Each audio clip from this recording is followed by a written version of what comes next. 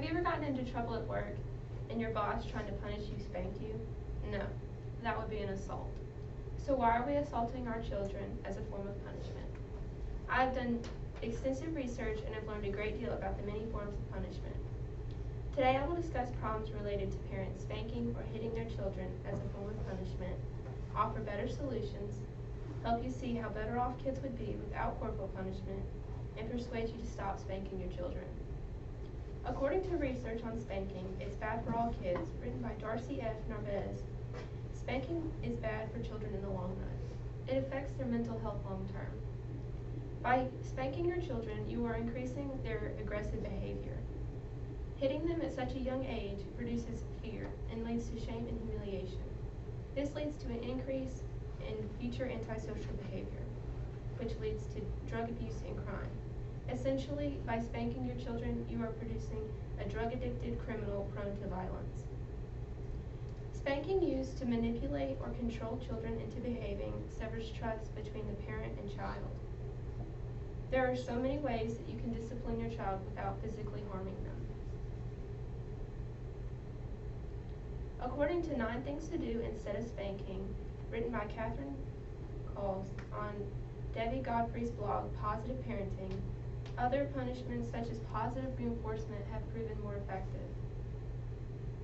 We tend to punish quickly and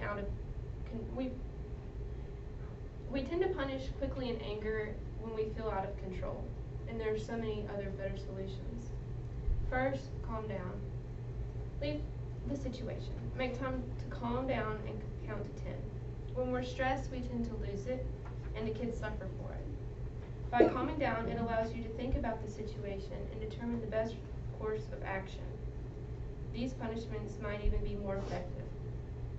Using choices rather than spanking can be effective to you and your child. If your child is playing with their food at the dinner table, calmly ask them to stop. If they continue, use choices as a punishment.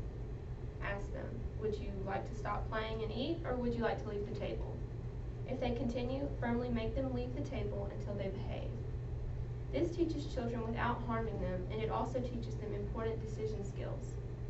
Consider logical consequences when spanking. When you're spanking your child, what do they learn? Not to make the mistake again.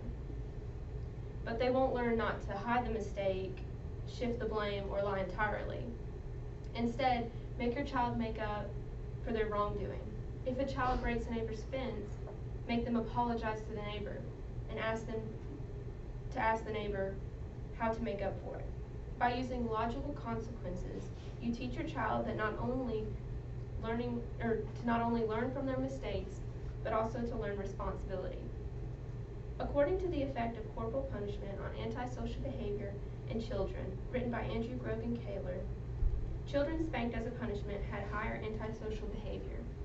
The article found that spanked children were more likely to cheat, to lie, to bully, to be cruel to others, to not feel sorry for misbehaving, and to break things deliberately. And at school, they were more likely to be disobedient and have trouble getting along with others. According to Does Maternal Spanking Lead to Bullying Behavior at School, written by Bree Turns and D. Scott Sidley, results from maternal spanking study were that a 1-year-old male who was spanked would be bullying by age 3. If you continue to spank, you will continue to make violent-prone kids.